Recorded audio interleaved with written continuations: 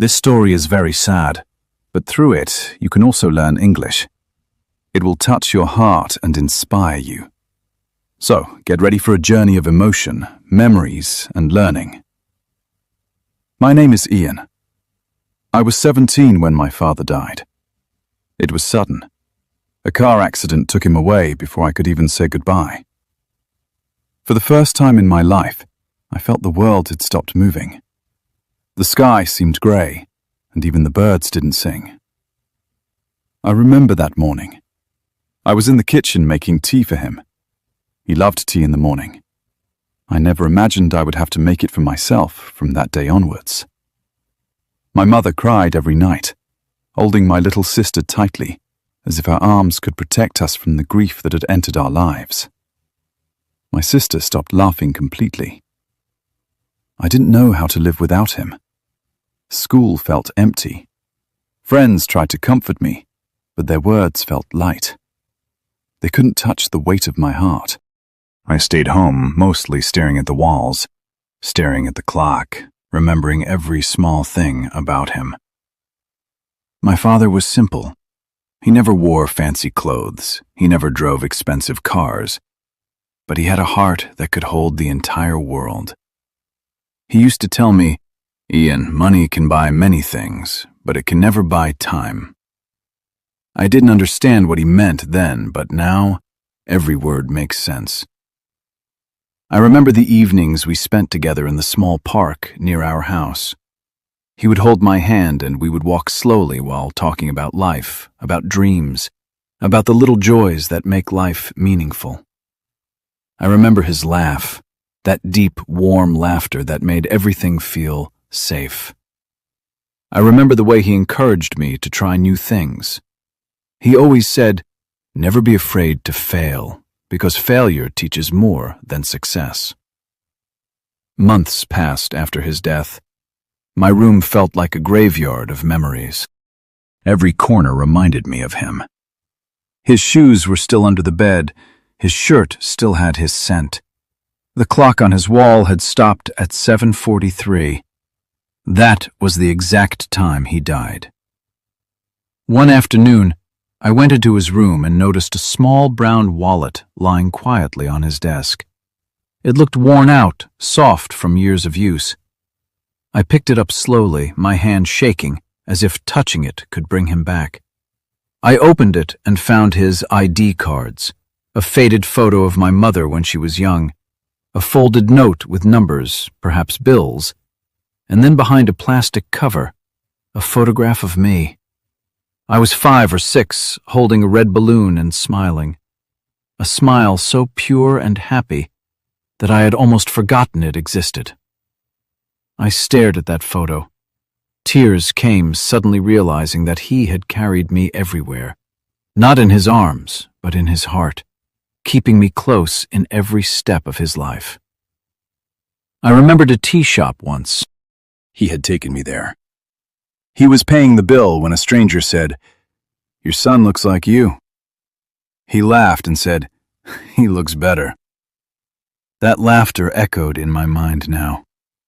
I cried, not because he was gone, but because I had never truly understood the depth of his love before. I held the wallet close and noticed a small note inside. It said, "I am, remember, be honest, be kind, be brave. I am proud of you already." I read it again and again. Each word sank deep into my soul.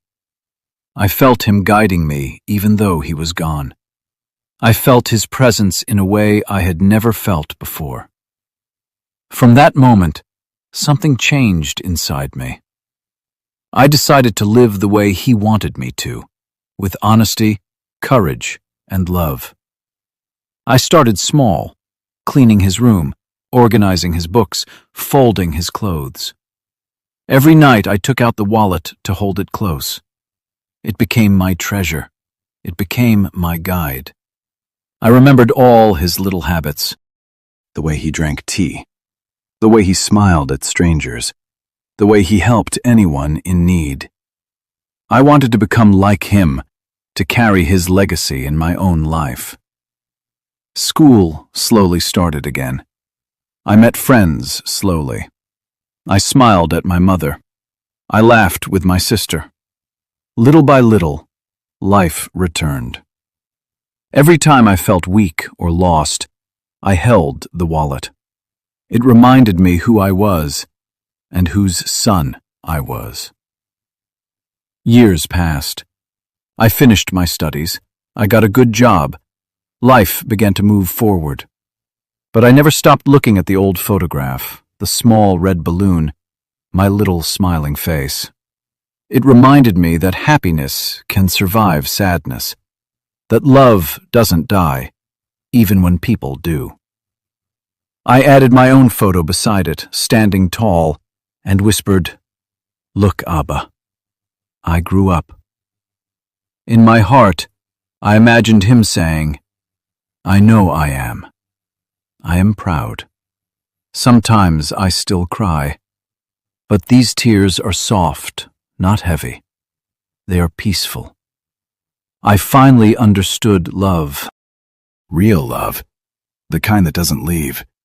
The kind that survives even the worst pain. My father is gone, but he lives inside me. In my actions, in my heart, in the way I treat others, in the way I carry his lessons forward. This wallet is more than leather. It is memory. It is love. It is courage. It reminds me that people we love never truly leave. They only change homes, living inside us forever. Over the years, I created small rituals to remember him. I would go to the park where we spent evenings, sit on the same bench, watch children play, and imagine myself walking with him again.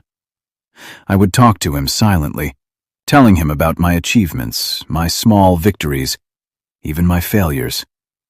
It felt like he was listening, guiding me still, encouraging me to keep going.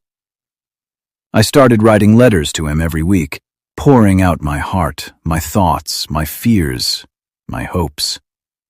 Every time I felt weak, I held the wallet close and read the note again, feeling its words resonate through my being. I also began helping others, quietly, in ways he would have done. I volunteered at small charities. I offered guidance to younger students. Whenever someone thanked me, I felt his pride shining through me. Slowly, life became less heavy. Grief became a part of me, but it didn't define me. It shaped me, gave me strength, made me more empathetic, more patient, more alive. The memory of his love became a foundation upon which I built my life. I realized that the deepest sadness can give birth to the greatest courage.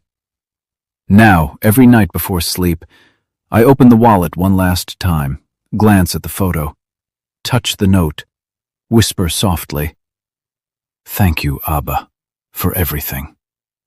I will live the life you wanted for me." Then I put it beside my pillow, close my eyes, and feel at peace. I know he is not gone. He is right here inside me, in every heartbeat, every thought, every act of kindness, every dream I chase. Love never dies. It only finds new ways to live through us. Even the deepest grief can become a story of hope, courage, and life.